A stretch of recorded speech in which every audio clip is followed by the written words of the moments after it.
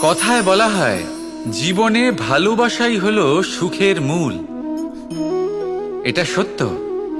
এবার প্রশ্ন হলো এটাই যে এই ভালোবাসা কার সাথে করা উচিত। যদি আপনি কিছুক্ষণের জন্য সুখ পেতে চান তাহলে ভালোবাসুন নিজের রুচি মতো। যদি আপনি কিছুদিনের জন্য সুখ পেতে চান ভালোবাসুন নিজের বন্ধুদের। যদি আপনি কয়েক মাসের জন্য, কয়েক বছর বা অনেক বছরের জন্য সুখী হতে চান তাহলে ভালোবাসুন নিজের পরিবারকে, মাতা পিতা, নিজের সন্তান, স্বামী স্ত্রী, নিজের আত্মীয়দের। কিন্তু যদি আপনি চিরকালের জন্য সুখী হতে চান তাহলে ভালোবাসতে হবে শুধু নিজের কর্মগুলিকে। কারণ সম্পর্ক যেমনই হোক না কেন কখনো না কখনো ভেঙে যাবেই। এই সংসার হলো এমনই যে যাদের সঙ্গ আমরা পাই তাদের সঙ্গ